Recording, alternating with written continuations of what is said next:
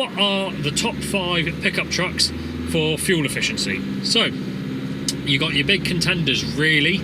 So at the very top of the leaderboard is the Ford Ranger. That's the 2-litre model, obviously diesel as well, and that's getting, I have to refer to the notes on this one because, yeah, I can't remember all the stats off the top of my head. So, starting with the Ford Ranger, what are we getting? So, as a combined average is 36.7 mpg.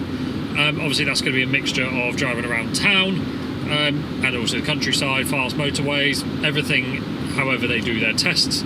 Obviously, all of the tests are done to a very, a national standard, so it is going to obviously be reflected within all of these results, and real world conditions is going to be different, especially if you're using your pickup for towing, or you've got a canopy on it, or you've got any additional extras where like say the big wheel arches and stuff. Obviously aerodynamically that's going to affect your MPG. By how much, I couldn't tell you the exact figures, but obviously it's just a thing to factor in as well.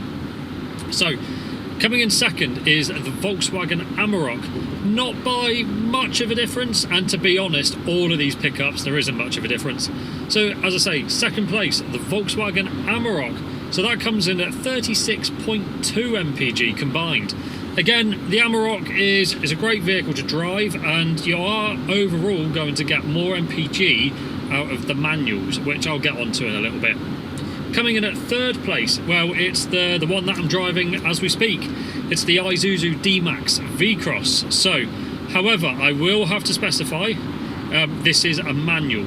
So, well, not the one I'm driving. The one I'm driving is an automatic, but the results are for a manual, a 1.9 litre manual, which comes in at 33.6 mpg. Then, in fourth place, is no surprise on this one, is the Toyota Hilux. However, that is with the 2.8 litre, which, as you can probably tell, even those numbers alone speak volumes. And that comes in at 33 mpg. So considering the Isuzu that I'm in now has only got 1.9 litre engine, it's not giving you much more mpg compared to the Hilux with a 2.8 litre engine. And then in last place is the Mitsubishi L200. That's the 2.2 litre diesel with a manual gearbox, and again that's only coming in at 32.1 mpg. So why have I specified the manual gearbox in some of them? So if you've ever driven an automatic before, you might know that the gear ratios are slightly different to the manual counterpart, and also when it changes gear, obviously mechanically everything's trying to read the road, so it's trying to work out how much load there is on the engine and so on. Does it need to go up a gear or down? So naturally they just tend to change gear at slightly higher RPMs, which, if I'm being truly honest, that factor alone you're not going to notice an MPG difference. In real world driving with all of them, personally, from my experience, the one I'm driving is the best. Obviously, if you're going by actual statistics on paper facts, it's third. But real world driving, the Isuzu, personally, is actually the best one. It's got a 1.9 litre engine, and okay, most people think, oh, that's not going to have the power to tow anything or anything else like that. But one thing I will have to specify with the Isuzu is that you can get a power upgrade, which is obviously fully certified by Isuzu and everything else, and it is an optional extra. And that's mainly for when you're towing higher capacities more often.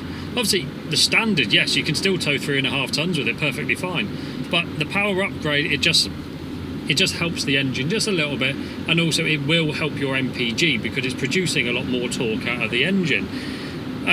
But putting that to a side, because that's a whole nother topic, coming from the base, just not the base models, but like the power that you get as a standard.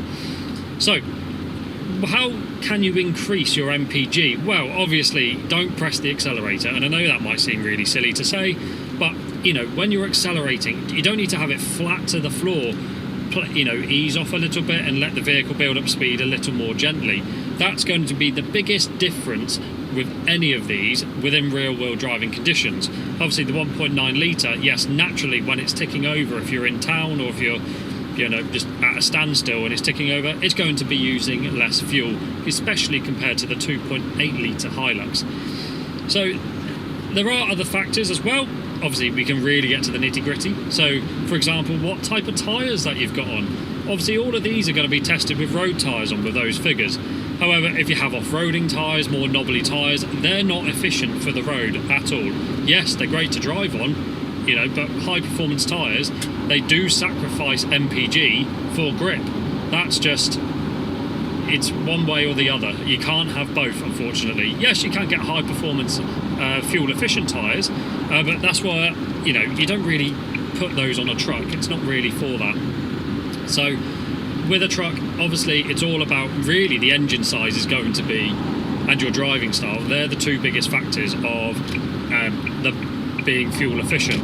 If we are following the rule book, if we're going by national, printed figures on paper, as I said the order earlier, you've got the Ford Ranger 2 litre, the Volkswagen Amarok 2 litre, the Isuzu D-Max 1.9 litre in manual, and then you've got the 2.8 litre Toyota Hilux, again manual, and the Mitsubishi L200 2.2 litre in a manual as well.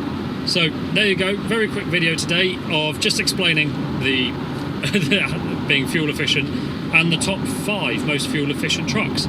If you want to hear some more information, everything else, please comment down below and I can do a better video in more detail about how to do fuel efficient driving and everything else if that takes your fancy. So remember guys to comment on this video and like the channel as well and subscribe because it does help us out, and also it helps us to provide even more content like this for you guys.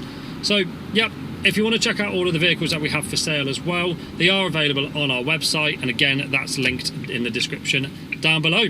So on that note guys, we'll see you in the next one.